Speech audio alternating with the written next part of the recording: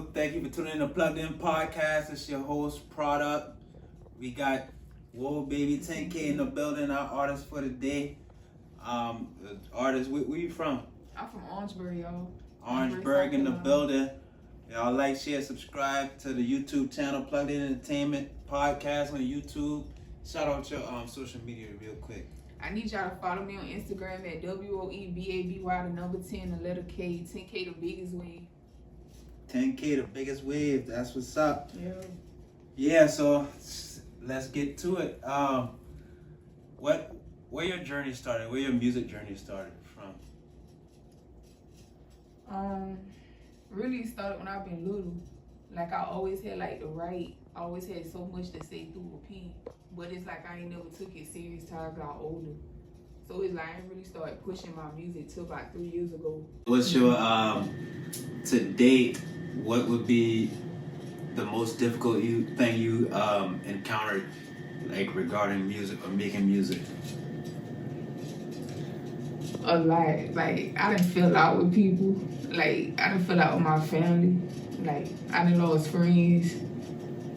Like it done been so much stuff. I done got scammed out money. I done got finesse out beats. Like you gonna always encounter something. But that's how I knew that music really was for me. Cause it's like it don't matter what challenges I faced it, I kept going. Like I kept going. I was consistent. I didn't stop. It was like the only thing I really stuck with. Like I used to quit everything I started. But it's like with music, it's like I just stuck with it. Would you see yourself being able to reconcile y'all differences further down the road, or would you just gonna leave it where it's at and be like? That's the thing, like I ain't even mad with them. I ain't holding no grudge. It just like it's gonna be one of those situations they gonna leave me before I leave them. Like I'm gonna be that family member that break generational curses. So it's like they gonna come back around to me before I come back to them. If you could be specific, what would you say, like the generational curse you trying to break? I'm gonna be flat out honest with you. It really started with my mama. Like it probably happened before my mama. Like my family members don't speak to my mama. Like my aunts now, which is my mama's sister, they ain't talked to her in like 15 plus years. Like they don't speak. And I feel like because I'm her child, it's like they target me or something like that because they don't talk to me. So it's like I'm really breaking that generational curse because I'm showing them like I don't care what happened before me. I don't really care what y'all got going on. Like they don't got nothing to do with me. It's like I'm gonna be successful regardless. So yeah, what was it something specifically that happened during your childhood that like kind of turned you off from the idea of having kids? Yeah, kind of. I guess like, well, growing up, I'm not gonna say I was neglected of anything because I was raised by my grandparents, which was, you know, my mom's parents. So I had the best life with them. Like I ain't miss no meals. I had designer clothes. My hair was always done. Every holiday I had Christmas, like presents under the Christmas tree. Like I wasn't neglected from nothing. The only thing that I didn't have growing up was a relationship with my mom and dad. But it's like my grandparents was there every step of the way to the point I really couldn't, I didn't have no time to really feel no absence from them. You see what I'm saying? But yeah, like by my parents not being there, it kind of made me not really want kids. Because it's like, in my mind, I'm like, what if I have kids and then something happened to me and I'm not able to be there for my children? Like, I don't want them to go through what I went through or just feel the type way I feel or experience certain stuff. Like, I used to blame my parents for a lot of stuff. Like, I used to feel like I went through certain shit and I did certain shit because they wasn't there. And I feel like they would have been there, like, a lot of stuff would have been different. But that's part of the reason why I don't want kids. Because I feel like if I can't guarantee a child both parents for sure and give them the best world or the best life, I don't want kids. That's I understand that 1,000%. So what would you say, like, the absence of your father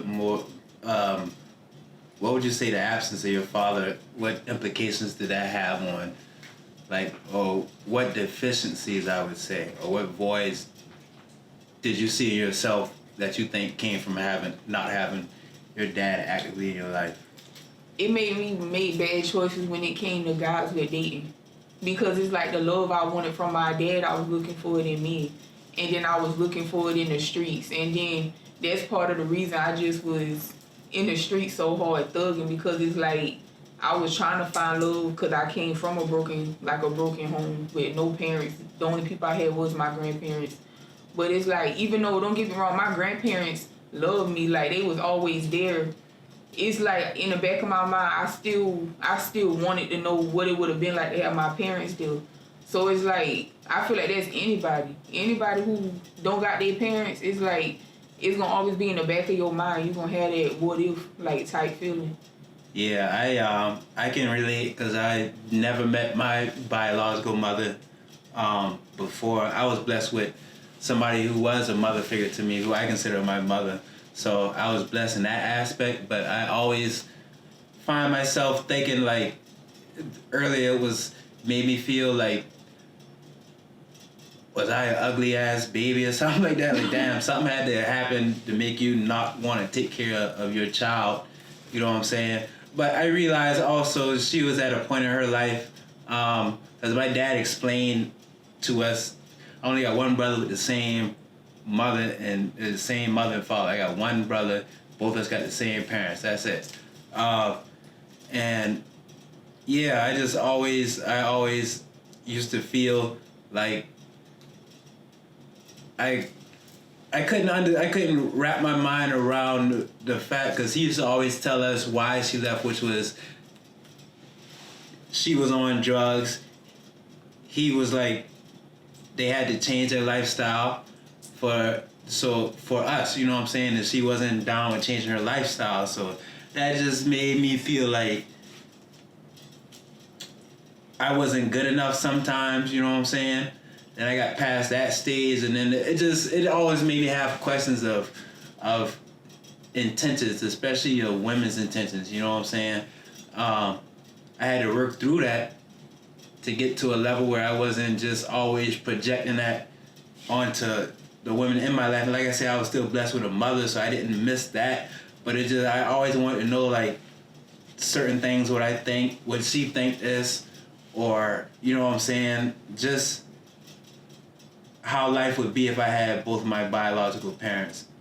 You know what I'm saying? So I get it, but I also I feel sorry for her, because that must have been a lot for her to deal with during that time, you know what I'm saying, having kids, walking out on them, or maybe it wasn't, you know what I'm saying, but I didn't got past the resentment stage. I did used to resent that, and then for a while I thought that my dad was like, just how they say it, he been over whooping, like, but how he was describing how she is, when I tried to make that connection when I got older, she was still on that type of time. So that changed my perspective a lot on the things he was telling me too, because I was so busy in my mind, like, no, it ain't like that. It just been you know what I'm saying?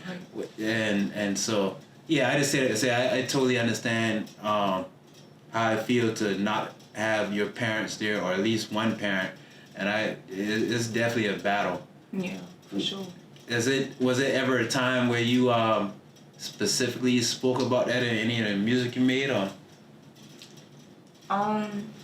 Mostly my music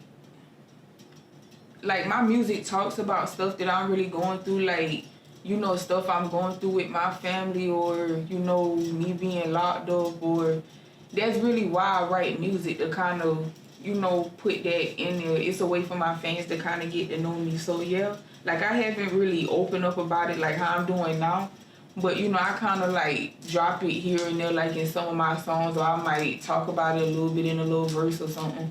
So it's like, yeah, most of my music really talk about certain situations similar, like, that I'm going through.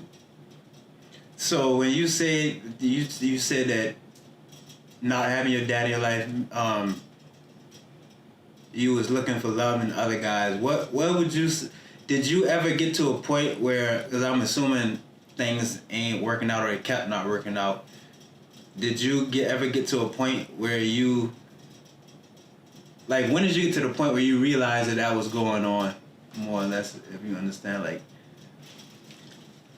I don't know, I guess when I started dating people and I started seeing none of my relationships was working. But then again, I didn't feel like I'm the problem. They the problem still to this day. But yeah, like, I used to be angry. Like, I used to get triggered by small stuff. That's what really, like, it was like small stuff used to always trigger me. And I ain't gonna lie, I used to have a hand problem. So like when something used to trigger me in a relationship, I wasn't mature to learn how to communicate my feelings and let somebody know what was going on. Like I would hit them, and it's like it would start, a bigger issue because now we WWEing in the house. But like yeah, for sure though. That's yeah, that's crazy. That remind me of. Yeah, I was in one of those before. Tell me this: what was life like growing up in Orangeburg? Like the environment, like what you used to do, like. I ain't gonna lie, I grew up in the hood. I grew up on landfill. Like anybody from the bird know what the field is. So yeah, I grew up in the hood, but I had a good life though. Like I said, like my grandparents made sure I was good. Like I never rode a school bus. Like going to school, I was always carpool. Like I never wanted for nothing. But growing up in Orangeburg is different. Like only the strong survive. Like I will say that. Like it's real different. Like anybody from the bird can tell you that. Like I used to party in Orangeburg, so I know somewhat what life. I used to live in Manning, used to live in Sumter, so you know what I'm saying. I used to be in that area. It's Orangeburg Trench out now. I ain't no cap. We lit though. We lit. Yeah. I'm forever 803 baby. Y'all got one mall in it, that little small mall. Don't do our mall. No, that mall is stronger than a lot of people's relationship because it's still standing. For real. Especially them something relationships. But so on your musical journey, like, what's your goal and like what's the message you be trying to get out? Basically, you can do anything you put your mind to because I had so many people doubt me. Like when I started rapping 2 years ago, and I wanted to be a rapper. I was gonna take my music serious. Like the stuff people told me, oh Tim, you from the bird, you ain't gonna make it, and don't waste your time. You wasting on people's time going in their studio and this and that. They had 1,000,001 reasons why it wasn't gonna work. But me being the type person I am, when somebody tell me something not gonna work or I can't do something, I'm curious. I like to do it anyway just to show you I can do it and to prove you wrong. And that's what I did. Like I knew I was gonna make it. It's like I don't know. It's a difference when you just set your mind to doing something and accomplishing a goal. But it's a whole nother thing when you actually have a vision for something. You got a dream for something. You see it. You know it's gonna happen. People looking at you like you crazy, and in your mind you like, bro, I don't even care what you think, cause I know I see this shit. Like that's how it is with me in music. Like I know I'ma make it. I got this vision for it. People thought I was crazy, and I'm just like, bro, I don't really care how y'all feel. Like this the one thing like I'ma stand on, like, cause I ain't fooled. Like I know what's going on for real. So it was really one of them situations, like, and then it's like people doubt you. And then when they start seeing you progressing more and more and you coming up more and more, that's when the support start coming. Like I ain't had no support when I first started. When they start seeing that I was consistent, I still was gonna keep doing it regardless of who support me. That's when people start supporting me on the back end. Like it just start coming out of nowhere. And most of my support comes from people I don't even know. People I ain't never met, ain't never seen a day in my life. Like it be crazy. That's what's up. What you think about the election that just passed, with, like the results and everything? Just it ain't gotta be nothing deep. I'm gonna be honest. Yeah. I don't really care about the election because when I try to run for president, them people tell me I wasn't old enough. They said you gotta be 35 or older to run for president. So the fact y'all wouldn't let me run and nobody couldn't vote for me, I don't really care. That's really how I feel. Because they should have let me get up in there. They would have let 10K in the White House, it would have been different. But no, they could tell me, no, you ain't 35. So it's all good. We gonna see what Trump gonna do though. So what would you rather? You would have rather Trump or Vice President Harris? Really, I ain't gonna lie, I don't get into politics. Like when it comes to election and stuff, I don't really be caring about who president, because regardless, I feel like it don't affect me neither way. Like everybody in this uproar about who the president is because they feel like it's gonna affect them. Me, I'm gonna be good regardless. It's like I ain't really losing no sleep about who the president is. Right? Yeah. No, me neither. I don't really care. I just asked that because, like I said, it was a big thing. I saw it throughout I mean, I saw on social media all throughout the week, just everybody going at each other's neck. They done start talking trash about the other or the other side or whoever ain't agree with them, and I just think that's going too far. Like when you start trying to degrade people behind stuff like political views, then that just tell me that you ain't able to disagree with somebody without, you know what I'm saying, like trying to bring. I don't understand who I voted for got to do it how you treat another person. You know what I'm saying? Right. And I just think that's a big problem we got. That's some shit that we got to get past. We got to do better than that, man. Behind a president. And shit, if Kamala Harris did become the president, like it would have still been the same way. You know what I'm saying? Yeah. More or less. But so when you make music, what be your what drives you to be like, oh, I want to get in the booth and make a song about this? Is it something that drives you, or is it more like you got everything mapped out, like, oh, I'm gonna make this type of song and next I'm gonna make this type of song, or you just go by whenever you get inspired?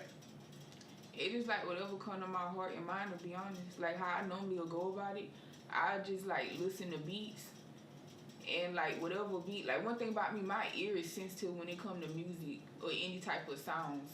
So I can listen to a beat for like 4 seconds. Like the beat can just come on. I don't even gotta hear the whole beat, and I can tell you if I'm gonna want to use it or not.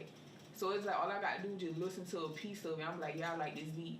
So if I find a beat I like, it's like I'm gonna listen to it. Once I listen to it, the first thing come to like whatever, like I don't know, it's like whatever come to my mind, that's what I'm gonna write. It's weird, like I don't know how to explain it. It's like I just be feeling it. So you a writer and I'm a poet for real. Like I started off writing like books and stuff, but I never published them. Me too. I've been a nerd. I've been a big nerd in school, so I used to write a lot. I used to win writing contests and shit like that, which is kind of another thing that led me to going into media and stuff like that. So I definitely understand the artistic side of, you know what I'm saying, rapping and stuff.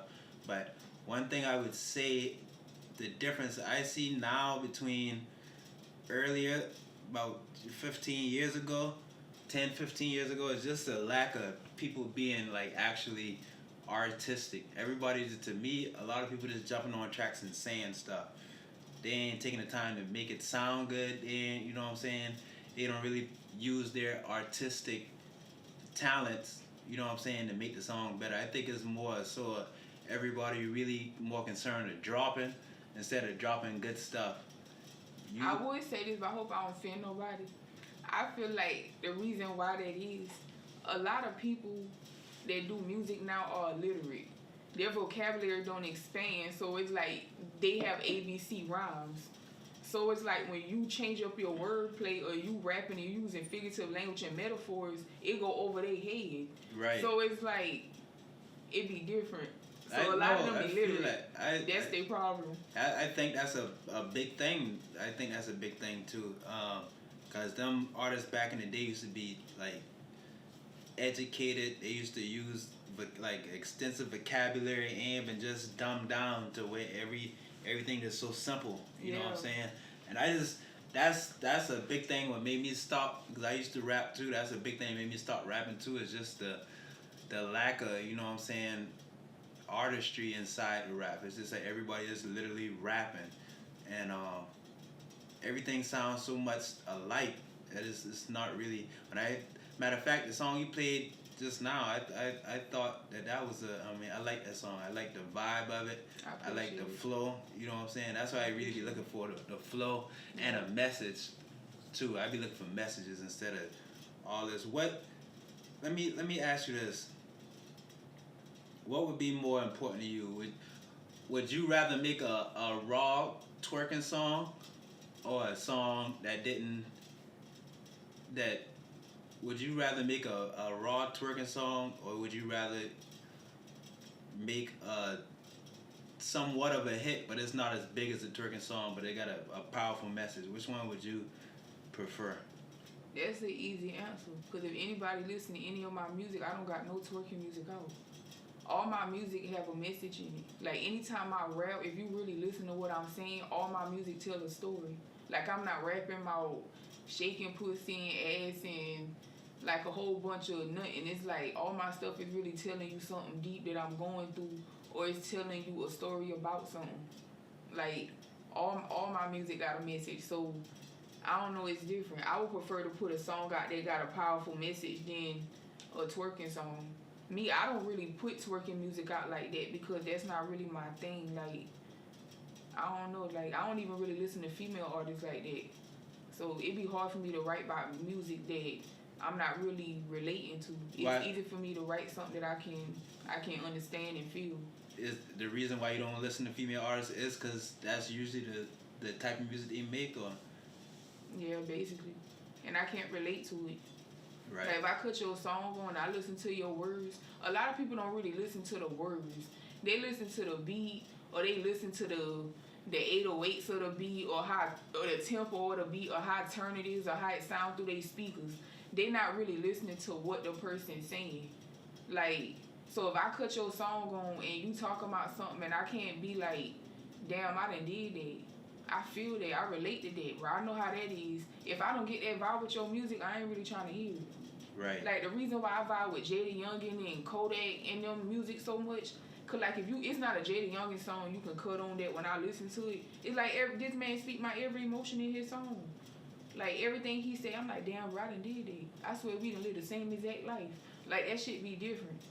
So, them the type artists I like listening to. People I can really vibe with. Well, you saw I saw Kodak was on Kai Cenat stream, and everybody saying he high or whatever. What you ever like? Not too much on my husband. No, because Kodak is one of my top favorite rappers. First of all, so I rock with Kodak. Do you think he was serious, or you think he was like just doing that, like he been trolling, or did you even see? Did you see it? I saw it. Kodak. For one, shout out to Kodak if you see this interview. Me and you gonna be together one day. So yeah, I feel like Kodak did that like just to be trolling. Like he's very jokey. I feel like he did it because he know it's gonna get attention, and it's about views. That's like what anybody in too. the industry know it's about getting your views up. So he know if he got on that live stream and act like he was high, he was off of Molly or whatever he was doing, people was gonna talk about it, his views was gonna go up, it was gonna get him more attention. It's a publicity thing, like it's smart, it's really a stunt. Like that man don't care what them people saying he rich. So right. It's like I think the same thing too. You know what I'm saying? I think the same thing too. I can understand, like I said, everybody will already probably think it anyway, you know what I'm saying? Yeah. And it's hard, even when people see what's really going on, they still going to tend to think what they want to think anyway. So I can see it being, I think he just was faking, you know what I'm saying, being jokey. Yeah. You know what I'm saying, because they already expect it anyway, and like you said, that's going to get the most publicity. But let's say he's not. What words of advice would you have for him right now? I would tell him, like, just keep being himself. Like, it don't matter what the public say. And one thing about being in the public eye and being in the industry, everybody got an opinion. Everybody got something to say. You gonna have one person that say they don't like your song. You gonna have a million people that say they do. Like, it's always gonna be somebody with something to say. So my words of advice to him really would be just to keep going and just fuck what them people got to say. Like, if it ain't affecting your money, don't trip about it. So, will you say, okay, let's play a game. I'm gonna play a game. I'm gonna just name some stuff, and you tell me what you would pick over the other. Okay. So, I'm gonna say T.I. or Luda. T.I. Let's go. Mary or Keisha Cole. Keisha. Whitney Houston or Anita Baker? That's a hard one now. As much as I love both of them, I ain't gonna lie, I gotta say Anita now. I gotta say Anita. Anita Well, a legend. Whitney a legend too. That's a whole. You can't even put them in that like. you're right. I apologize. Okay, I know this might be biased. Yak or NBA? Yeah, You listen to NBA? I do. But I'm always go with Ye. Don't What- get me wrong, I'm a Young Boy fan. I fuck with Young Boy.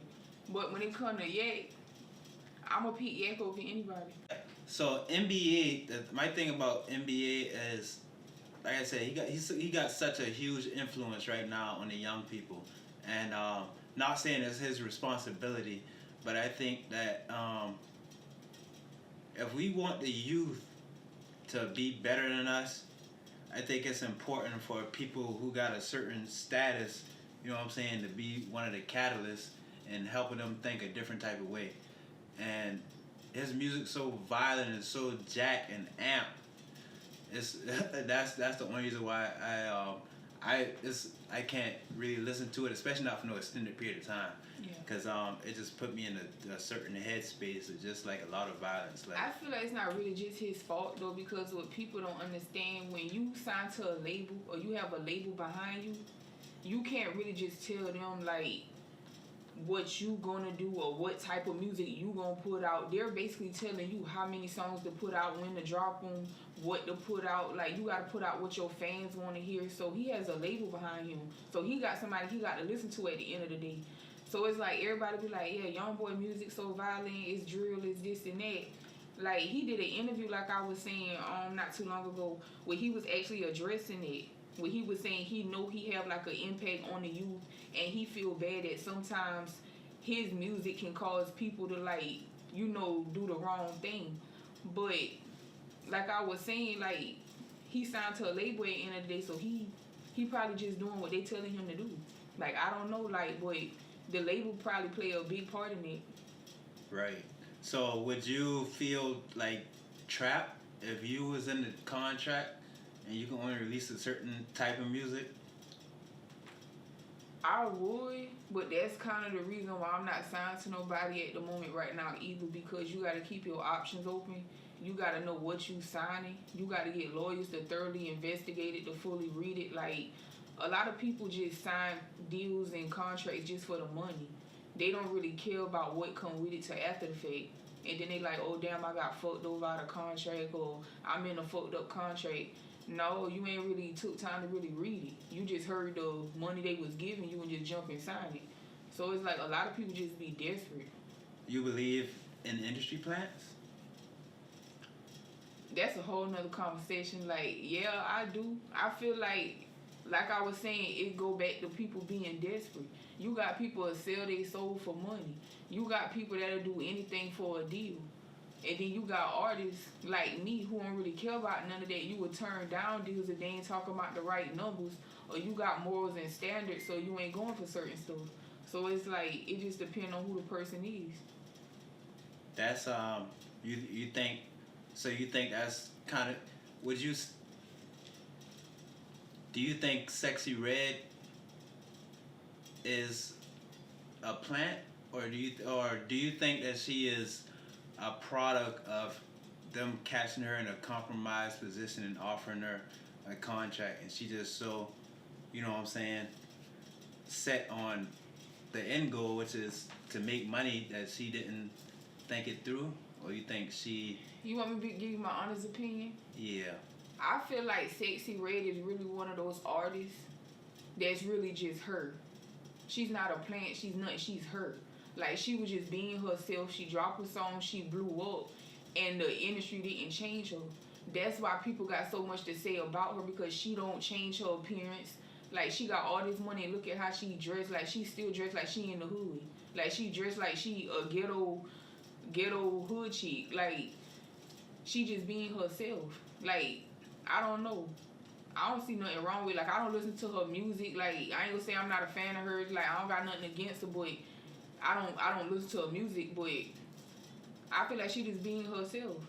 I feel like she just got a little bit of money and she ain't changed. She just being who she is. Like, she loud, she ghetto, she from the hood. She just let it be known, like, I'm just me.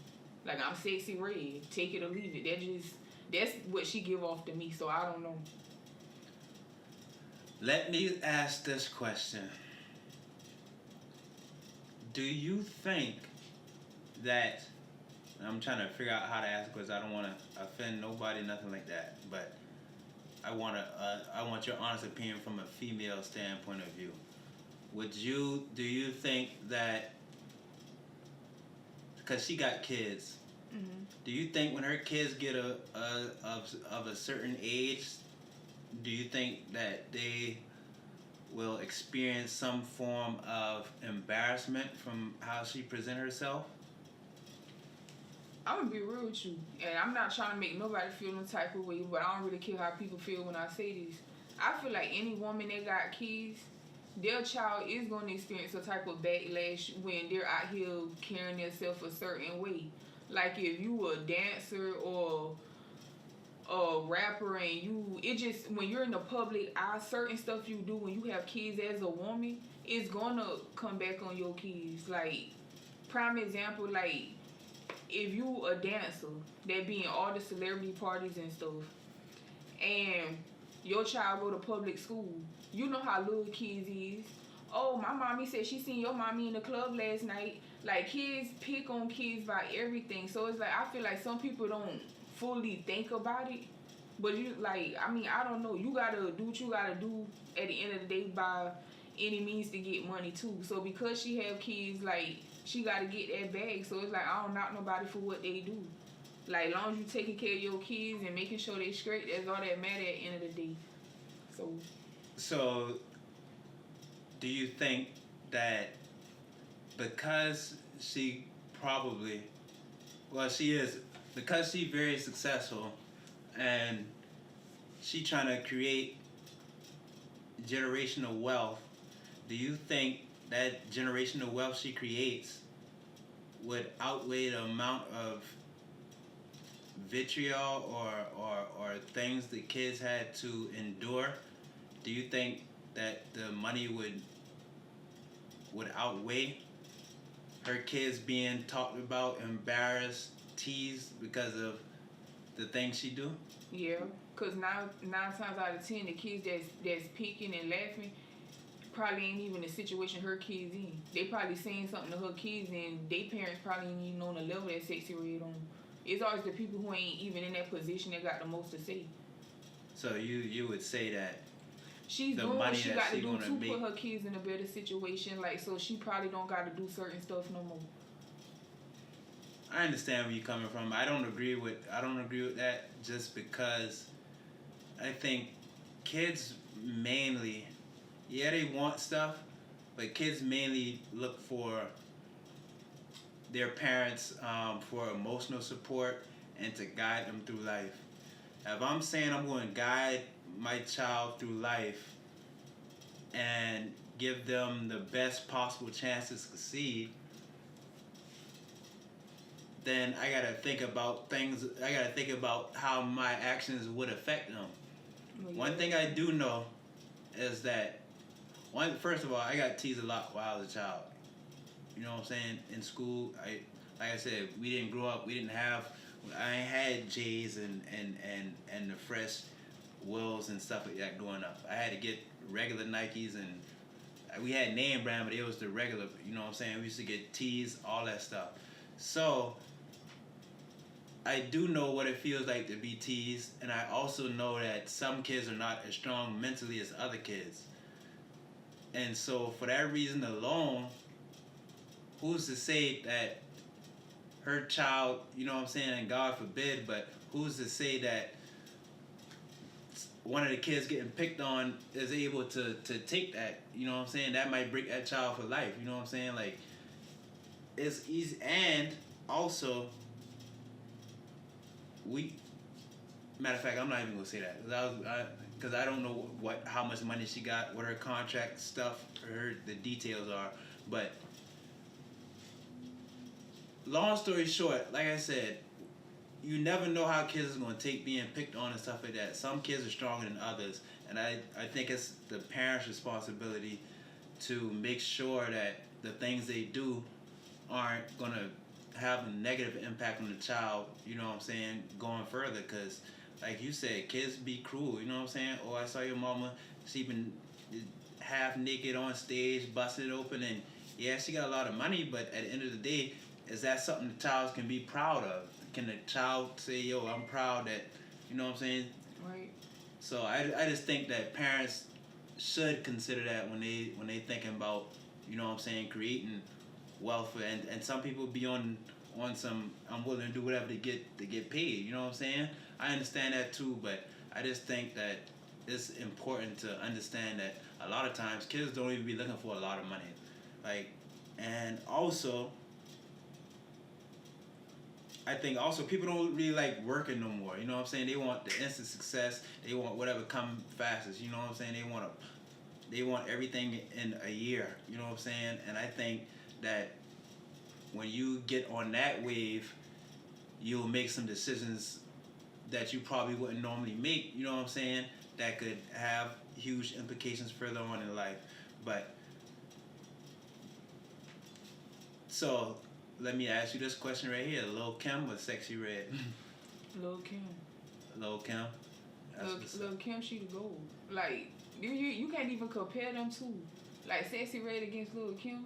Like Lil Kim, come on, bro. Like, bro, look, like she Lil Kim. Look how long she been doing music. Look who she started with. Like Biggie. Like Sexy Red ain't even on Lil Kim level.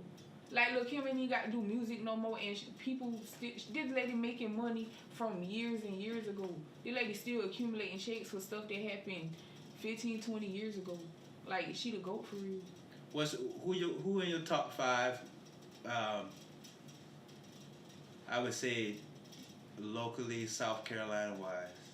Like rappers? Yeah, or just artists in general. From South Carolina? Yeah. Not including myself, I would say Cusco the Fool, WOE Stacks, Speaker Knockers. Speaker Knockers definitely was a legend. Who else? Trap Dicky. Who else got the Carolinas buzzing? You throw a Lalo in there? You know Lalo? You I heard of him. He's straight though, but I would say probably I don't know. Like I ain't know. I don't know. I'll probably say Bankroll Jew. Well, what's the biggest feature you did so far? I'm gonna say this. I had a feature with an artist, right? And we fell out behind the song. So we never put the song out. That would have been my biggest feature. But right now, I ain't gonna say, I'm not saying this on no cocky shit. Like, I don't have no big features right now because I am the feature. Like, people paying me for features. People hitting me up to do songs. So I am working on some songs that I do have open verses on that I'm trying to get features on. So yeah, like, but when I do put somebody on it, it's gonna be like, you know, it's gonna be lit.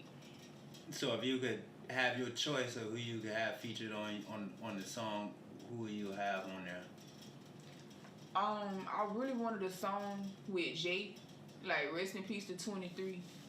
I wanted a song with Jay, but he ended up getting killed before I could actually get the song done with him.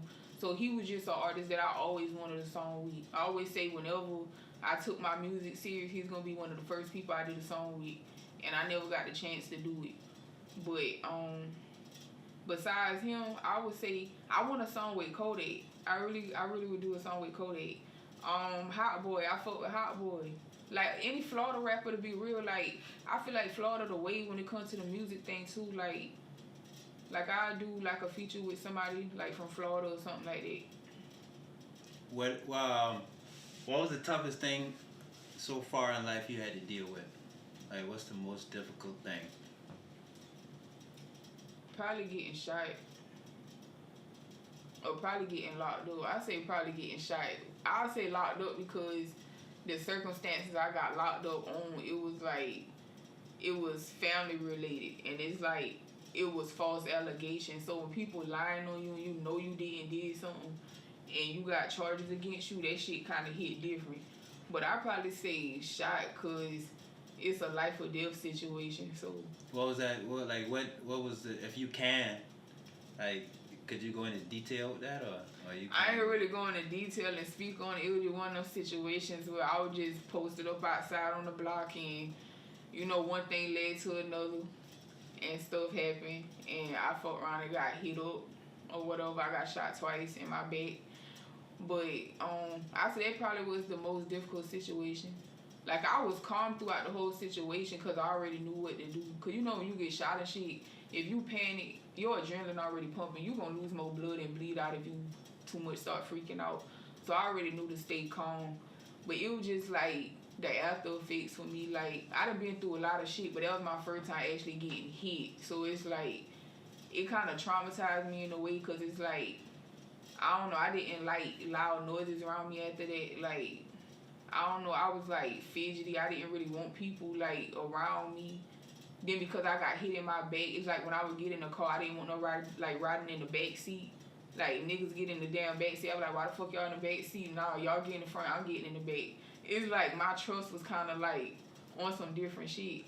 So I had to recollect myself from that situation. So I'll say that was the most difficult thing, like, because I had a lot of trauma like inside me because of it. Like, my mental was fucked up. Like, I was angry. Like, I ain't really had trust nobody after that. So yeah, I say that. That probably was the. And so what's going on in your mind while you, like, when you get shot? What's the sensation like? Like, how it feeling? What's like what you actually thinking? I mean, to me, it's not a joking situation, but I always find humor. Like, when the first bullet hit me and I felt that shit, I was like, damn, this nigga trying to kill me. Like, I was on that type of shit. Like, it wasn't even no joking situation, but my mind like, damn, this nigga was trying to kill me. Like, I was laughing at him. I was like, damn. Like, that type of shit. So it's like, but then the reality set in, I'm like, oh, damn, like, we really in a shootout. Like, this nigga trying to kill me. So it was just like, I don't know. That's really the first thing went through my mind. I'm like, damn. But going through certain shit, you done been through certain shit, so it don't really be nothing new. Like, I done been through hella shootout, so it's like, it ain't really nothing that really did too much to me. Like, I already knew what was going on, but it's the fact when I got hit, that's when the reality set in. I'm like, damn, alright. But yeah, it was one of those situations. It hurt when you got shot? Like, did you feel it instantly? No, I ain't feel it till after the fact. That's the thing. Like, when you first get shot, you don't feel it until after you calm down. Like, my ears was ringing, and it's like my arm went numb. I couldn't feel nothing. Like, my whole left side was numb. Like, I couldn't feel shit. And it's like all I kept hearing was my ears ringing and popping and shit. So it's like I already knew I was shot when my whole body went numb.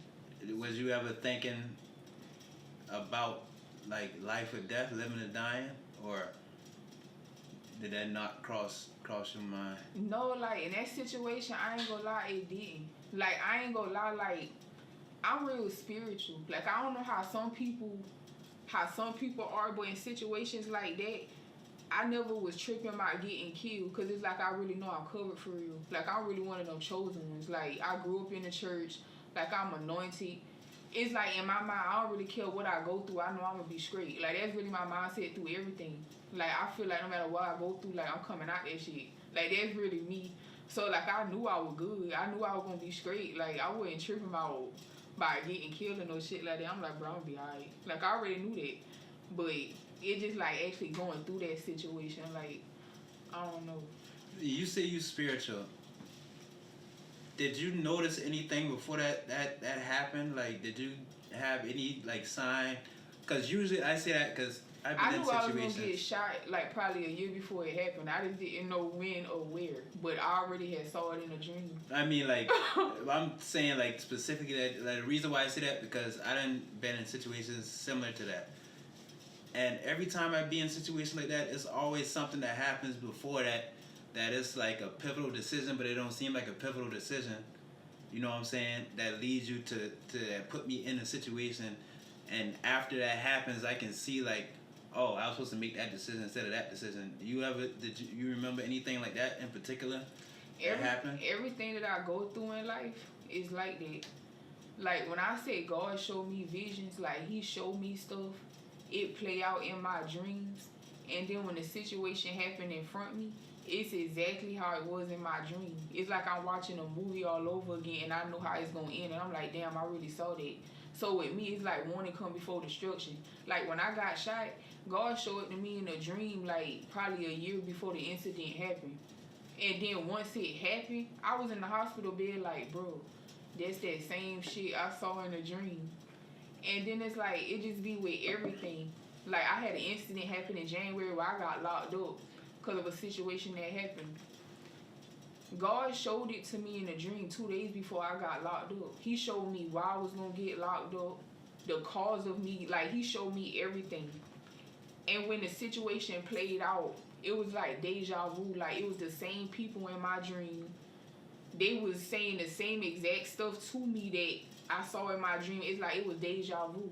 So it's like God give me warning before destructions. It's like but I don't be knowing how to take it. It's like he'll show me something, I guess, as a way to warn me, and I don't take heed to it, and I don't do nothing about it, and then boom, something happened. I'm like, damn, that's what that was. Shoot. But everybody don't really like have that gift and stuff. That's true. And I asked you that because I experienced that all the time. Like, it's so regular.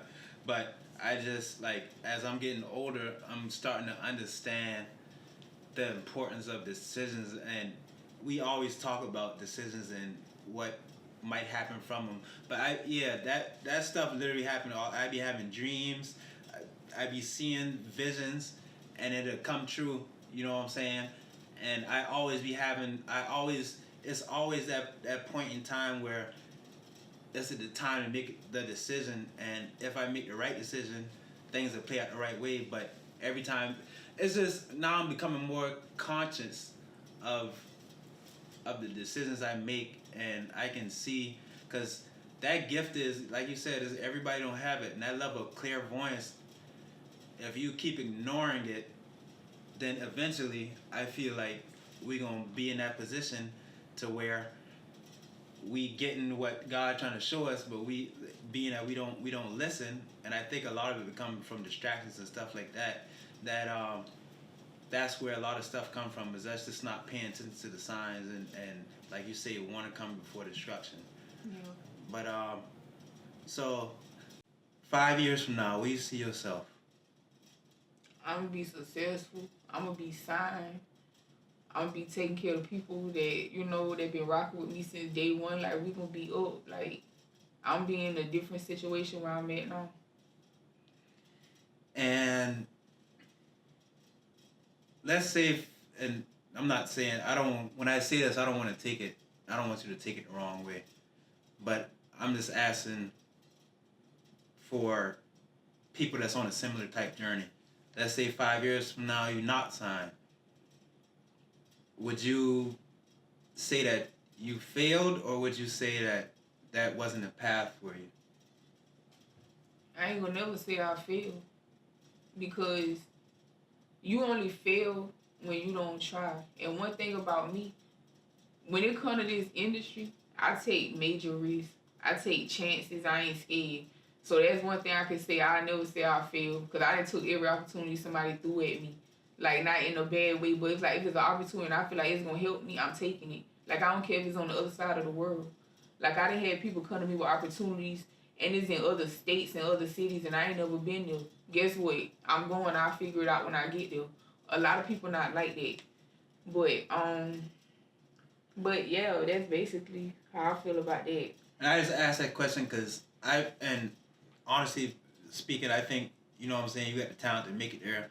I also think that a lot of times we try to direct our path so much, when we get to our end goal, it's going to be the way it is, you know what I'm saying? Like, it like, if it's not structured the way we don't think, if it's not structured the way we think it's going to go, a lot of people tend to start panicking or jump off the train, you know what I'm saying? That's really why I asked the question, but you answered it wonderfully. I think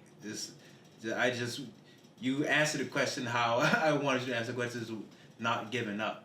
You know what I'm saying? Because I think that's a big thing too, with people getting to a level and, I thought I should be here, but I'm not here. Am I going to keep going, or am I going to give up? And I think it's important that everybody keep in mind that we can't dictate how life is going to play out. But one thing I do know is if you put the work in, you'll always yield, you know what I'm saying, the fruit that come from your work.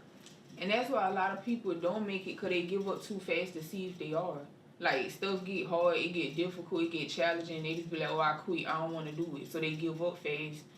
When you really got your mindset to do something, like, I don't care what happened, this shit going to work, it ain't no other option, it ain't no other choice. Because in your mindset, you already know it's no other option, this shit is going to work.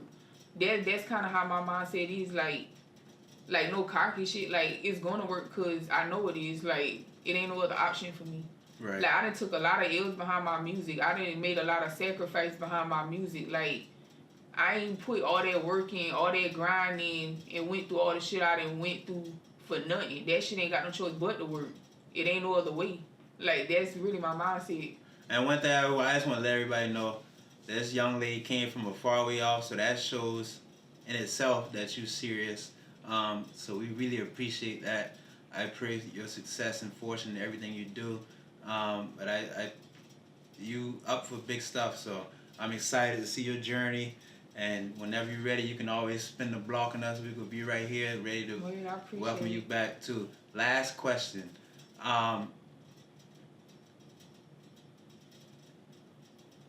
What advice would you have for your 10-year-old self today, knowing what you know?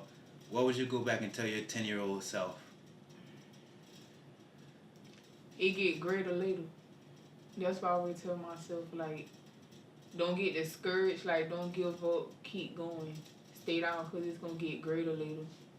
And love yourself. That's why I would have told myself, yeah. That's what's up. Well, we thank you once again, y'all. This WOE Baby 10K. Y'all for having me. Y'all check her out. She done shout out all her platforms, y'all. Yeah, make sure y'all follow me on Instagram at WOE BABY, the number 10, the letter K, 10K, the biggest way. And I got some new music on the way, so make sure y'all stay tuned for that. Anything else you want to shout out? Anybody in particular you want to shout out? Shout out to Wolf Stacks. Shout out to Gutter. Shout out to Sniper Freedom Teens, 10K to Wave, like I said. Shout out to all my fans and supporters. I love y'all. I appreciate everybody that be rocking with me on this journey. So yeah, y'all know what's going on. And that's a wrap. Thank everybody for tuning in to Plugged In Podcast. Y'all be blessed. We'll catch y'all next time.